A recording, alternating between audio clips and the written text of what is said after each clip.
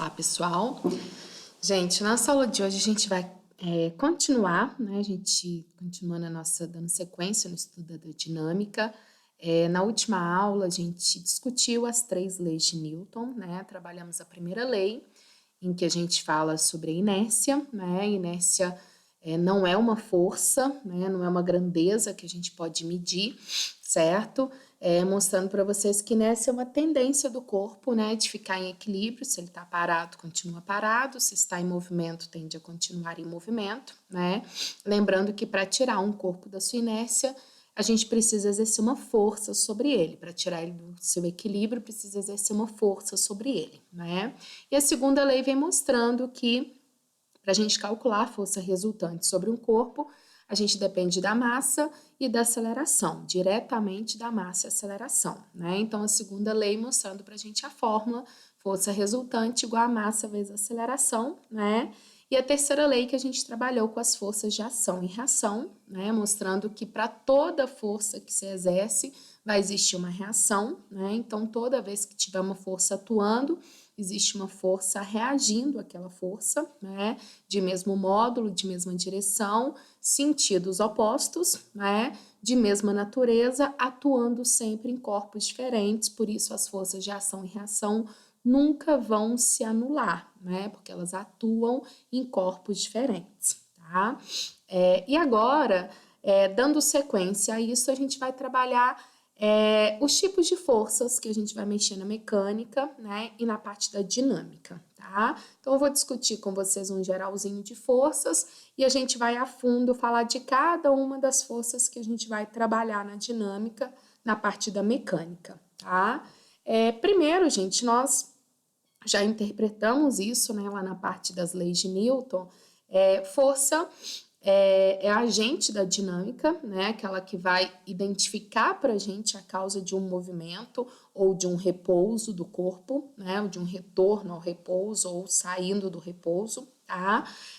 Então, ela pode alterar a condição de repouso ou de movimento de um corpo, né? Podendo também deformar e tudo que a gente já viu, tá? Aqui estou colocando alguns exemplos: atrito, elástica, magnética, tração, empuxo, né, força de arrasto. Então, algumas a gente vai trabalhar em capítulos separados e algumas a gente vai trabalhar exclusivamente para dinâmica, para mecânica, tá?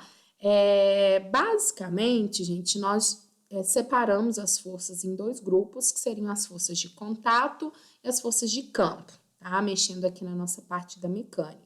As de contato, o próprio nome já fala para vocês, são aquelas forças que a gente precisa encostar, né? Tocar naquele corpo que vai ser empurrado, que vai ser puxado, que vai ser colocado em movimento ou que vai entrar em repouso, né? Que vai sofrer uma deformação. Então, isso é as forças que a gente chama de contato, que o próprio nome já identifica o que vai acontecer, né? Então, a gente tem, por exemplo, a normal, a tração, a elástica, o atrito, são forças que a gente vai trabalhar na mecânica, tá? E todas são forças de contato. Você precisa encostar no corpo para empurrá-lo, ou para segurá-lo, para mantê-lo parado, ou para deformar, tá? E as forças de campo são aquelas forças que elas conseguem atuar sem necessidade de contato, né? Elas atuam à distância devido a um campo existente, tá? E aí a gente tem 3 tipos de forças de campo. São aquelas que vão estar sujeitas ao campo gravitacional, ao campo elétrico e ao campo magnético, tá? Então, uma delas é a força gravitacional, que a gente já conhece como sendo a força peso, né? Então, atua nos corpos devido ao campo gravitacional da Terra, né? As forças elétricas, que você não precisa encostar as cargas, essas forças vão acontecer à distância devido a um campo elétrico que existe ao redor de uma carga ou entre placas, que a gente já viu lá na elétrica, né? E também a força magnética, que ela vai atuar num campo magnético, né? Ímãs que se atraem ou se repelem, dependendo dos polos aí, devido a um campo magnético sem necessidade de encostar, né? Na mecânica, gente, nós vamos priorizar essas forças: peso, tração, normal, elástica e atrito, tá? Nesse capítulo específico, a gente vai trabalhar com normal, elástica, tração e peso, tá? Elétrica, a gente mexe lá na frente C, no capítulo de elétrica, né? A magnética, também lá na parte do eletromagnetismo, e a força de atrito, eu deixo ela separada, a gente trabalha ela num capítulo separado, porque a gente precisa ter mais algumas discussões na força de atrito, tem mais coisinha para a gente identificar, então a gente trabalha ela separadinho numa única aula, tá bom? Então hoje a gente vai ficar com normal, elástica, peso e tensão ou tração, tá? Então vamos lá, gente. Eu vou começar comentando com vocês o que a gente precisa nessa primeira parte, tá? Nessa introdução aí de forças sobre a força peso, tá? Então a força peso nada mais é que a força que o planeta exerce sobre um corpo que está dentro do seu campo, né, gravitacional. Então pensando na Terra, nada mais é que a força que a Terra exerce sobre os nossos corpos, tá? Lembrando que a força peso vai estar sempre apontada para o centro da Terra, né, que é a direção do campo gravitacional, é sempre apontando para o centro da Terra, tá?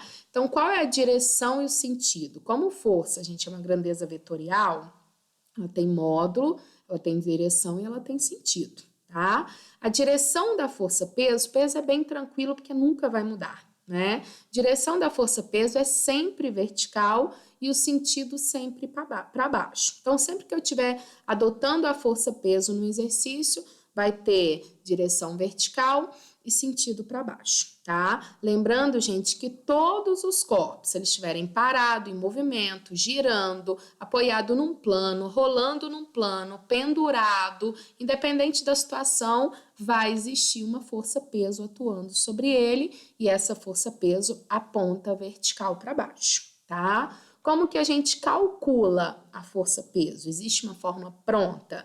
Sim, né? Força-peso a gente calcula com o produto da massa pela gravidade, tá? Então, bem parecido com a segunda lei, né?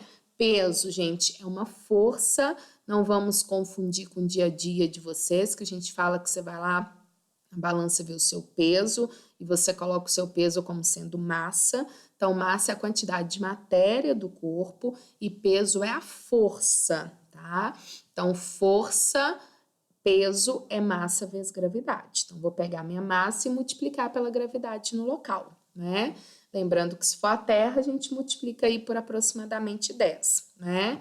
Então, gente, peso é uma força, a unidade do Sistema Internacional para peso é o Newton, tá? A massa em quilograma, muito cuidado, precisa estar em quilograma, tá? Sistema internacional, senão não estou trabalhando em newtons. E a gravidade em metros por segundo ao quadrado, certo? Então, só uma introdução mesmo sobre a força-peso. Sempre vertical para baixo, quer calcular, pega a massa e multiplica pela gravidade. Não esquecendo que peso é uma força e massa é a quantidade de matéria, tá? Então, unidade quilograma é para massa e não para peso, tá bom? Uma outra força que eu quero discutir com vocês também é a força normal, tá? O que é força normal? Sempre que você tiver um objeto, um corpo, encostado, apoiado em uma superfície, sempre que existir uma superfície de apoio, vai existir normal, tá? Quando que não tem normal? Quando o corpo estiver suspenso. Vamos imaginar que você pega um objeto, amarra ele uma corda e fica com ele pendurado. Então, não tem força normal, ele não está encostando em nenhuma superfície, tá? Então, sempre que existir uma superfície em que o corpo esteja encostando, esteja apoiado, vai existir a força normal, esteja deslocando, tá? Se ele estiver andando ou parado, mas está encostado, apoiado em uma superfície, tem normal. E o que é a força normal? Na verdade, é a reação que a superfície vai exercer sobre esse corpo. Então, a gente já falou de ação e reação. Então, por exemplo, eu estou aqui encostada na mesa, tá? Então, estou apoiada aqui na mesa, certo? Então, se eu apoio na mesa, eu estou exercendo uma força na mesa, logo a mesa vai exercer uma força sobre mim. Então, a mesa é a superfície. Então, normal é a força que a superfície exerce sobre o corpo que está apoiado, né? Então, como sendo a reação da superfície sobre aquele corpo apoiado. O corpo exerce uma força sobre a superfície, o que a superfície faz? Exerce uma força sobre o corpo. Então, normal é a força que a superfície exerce sobre um corpo que esteja apoiado, que esteja encostado naquela superfície, tá? O nome normal, gente, vem de uma análise matemática. Reta normal na matemática é uma reta que forma 90 graus, tá? Então, a força normal, ela vai ter sempre que estar formando 90 graus com a superfície. Então, aqui eu coloquei um bloquinho representando o corpo. Então, no primeiro, o bloco está apoiado num plano horizontal. No segundo, o bloco está apoiado num plano vertical, como se fosse uma parede. No terceiro, o bloco está apoiado num plano inclinado, como se fosse uma rampa, tá? Vai ter normal nesses 3 exemplos? Vai, porque nos 3 casos o bloco está apoiado, encostado em uma superfície, tá? Como que eu vou identificar a direção e o sentido da força normal? Primeiro, sempre formando 90 graus com a superfície. Então, superfície horizontal, a força está na vertical, formando 90. Superfície é vertical, então força horizontal formando 90. Tá vendo? Ó, plano inclinado. Estamos numa rampa, normal formando 90 graus com a rampa, que é a superfície. Então, de cara, quer identificar a direção e sentido da força normal? Identifica qual é a superfície e traça uma retinha formando 90 graus. Aquela é a direção da normal. E o sentido é sempre da superfície para o corpo. Então, tá vendo aqui, ó, superfície exercendo força no corpo, superfície exercendo força no corpo, superfície exercendo força no corpo, tá? Lembrando, gente, que normal não tem uma fórmula pronta.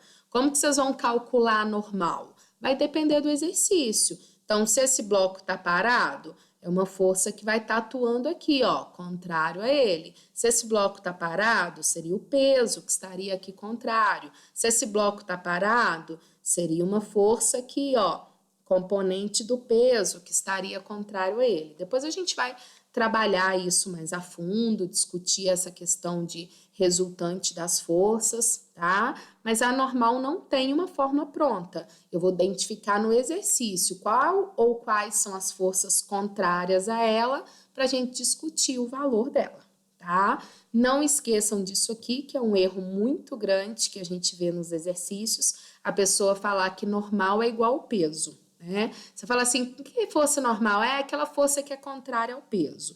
Primeiro que nem sempre ela vai ser contrária ao peso, só quando o bloco estiver na horizontal, igual o nosso primeiro esquema aqui, tá? Ela nem sempre é igual ao peso, né? E outra coisa, tem muita gente que fala que ela é reação do peso. Mentira, gente. O que é reação do peso? O corpo exerce uma força sobre a terra exerce uma força sobre o corpo. Então, isso que é reação do peso, tá? Normal, a reação é superfície. Corpo exerce uma força na superfície, superfície exerce uma força no corpo.